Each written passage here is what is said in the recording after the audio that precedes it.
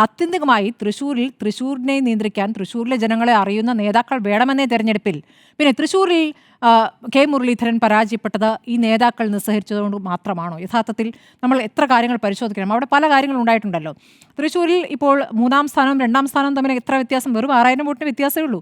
മുരളീധരൻ എത്രത്തോളം വട്ടിയൂർക്കാവിനേക്കാൾ ആത്മാർത്ഥത തൃശ്ശൂരിൽ കാണിച്ചിട്ടുണ്ടെന്ന് അദ്ദേഹം സ്വയം ചോദിക്കേണ്ട ഒരു ചോദ്യമാണ്. അങ്ങനെ ഉണ്ടായിട്ടില്ല എന്ന് അവിടെയുള്ളവർ തന്നെ പറയുന്നുണ്ട്. അതൊരു കാര്യം, അതൊരു പ്രധാനപ്പെട്ട വിഷയം തന്നെയാണ്. അദ്ദേഹം BJPക്കെതിരെ നിൽക്കുന്ന ഒരു സ്ഥാനാർത്ഥി എന്ന തോന്നൽ വട്ടിയൂർക്കാവിൽ ഉണ്ടായതുകൊണ്ടാണ് അദ്ദേഹം അവിടെ ജയിച്ചത്. ഇപ്പോൾ ശിവൻകുട്ടിയുടെ കാര്യത്തിലും ശിവൻകുട്ടി നേമത്ത് ജയിക്കുന്നതും അതുകൊണ്ടാണ്.